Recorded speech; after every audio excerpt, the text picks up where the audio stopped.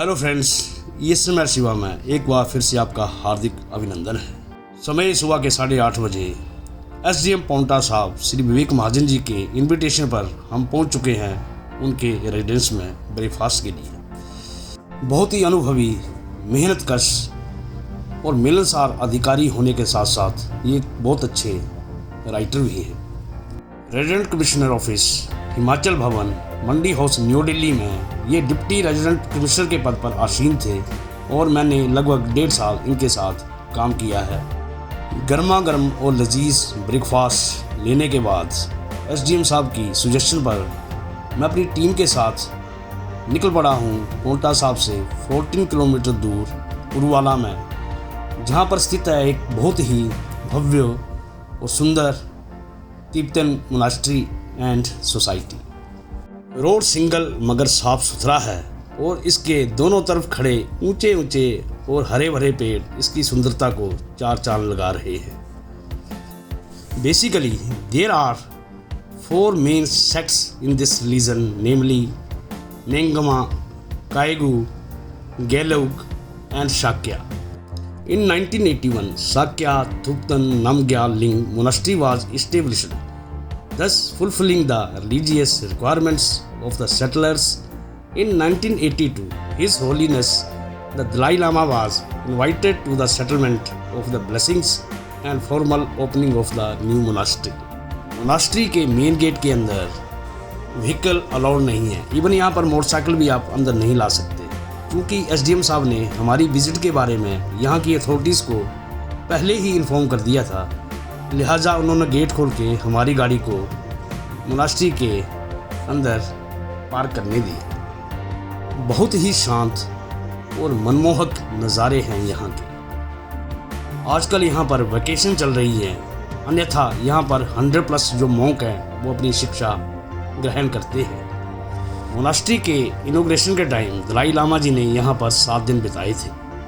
ये सामने इनके क्लास रूम्स हैं और लेफ़्ट साइड में इनकी लिविंग अकोमोडेशन है।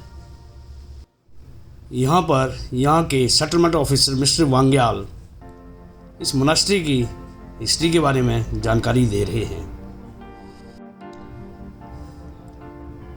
ये मोनास्ट्री का मेन प्रेयर हॉल है। यहाँ पर एक बहुत ही भव्य लाल बुद्धा की प्रतिमा के साथ साथ श्री दलाई लामा जी की और इनके धर्म के 146 जो गुरु हुए हैं उनकी प्रतिमाएं स्थापित हैं।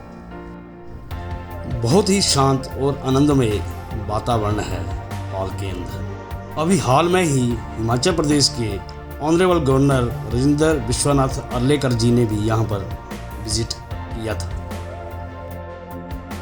ये जो सामने आप बेंचेस देख रहे हैं, यहाँ पर यहाँ के जो मॉन्क हैं वो सुबह और शाम एक फिक्स टाइम है, उसमें यहाँ पर प्रेयर या अपनी प्रार्थना करते हैं। ये जो आप हमारे गले में एक मफलर टाइप का देख रहे हैं, ये बेसिकली एक रेशम का सफ़ेद कपड़ा है। इसको मैं दुपट्टा कह सकता हूँ या मफलर कह सकता हूँ। ये इनके धर्म से जुड़ा हुआ है और जब किसी को इन्होंने सम्मान देना हो तो ये उसे प्रेजेंट करते हैं। When His Holiness Dalai Lama Ji came to exile in 1959, many of the families from Sakya also followed His Holiness to India.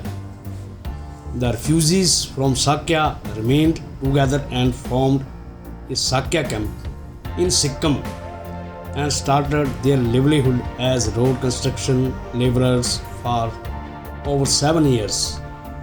In the meantime, for the benefit of the lake community of Sakya, His Holiness was working on an idea to have a permanent place and livelihood for these refugees.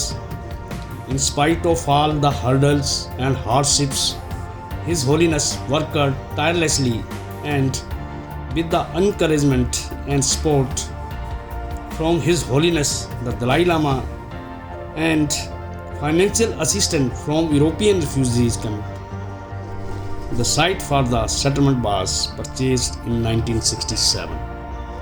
Vacation होने के कारण यहाँ पर अभी limited staff था, मगर इनकी मेहमान नवाजी देखकर दिल बहुत खुश हुआ।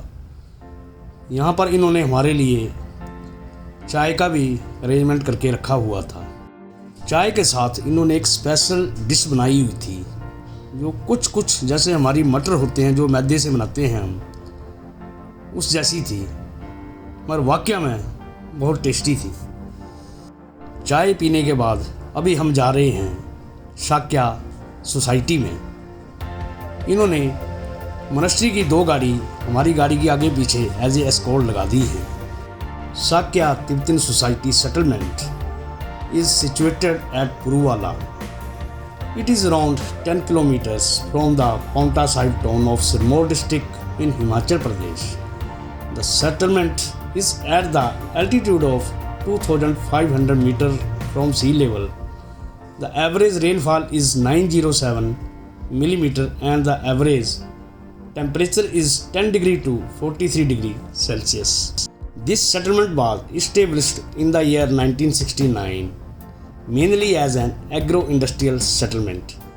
The settlement has been provided with a total land allotment of 112 acres, out of which 92 acres have been converted into agricultural land and remaining 20 acres have been used for housing to accommodate a total household of 137 in the settlement. The settlement is managed by a society called the Shakya Tibetan Society, registered under the Society's Registration Act of 1860, Government of India. ये इनकी society का main prayer hall है। यहाँ पर 44 families रहती हैं और turn wise एक फैमिली जो है सुबह और शाम यहाँ पर प्रेयर का अरेंजमेंट करते हैं। बहुत ही साफ़ सुथरा और शांत वातावरण है यहाँ का। Agriculture is the main source of livelihood for the settlers. Besides agriculture, the settlement has a handicraft center which provides employment for the settlers to augment their meager income from land. Many settlers go out of the settlement to do seasonal petty woolen business.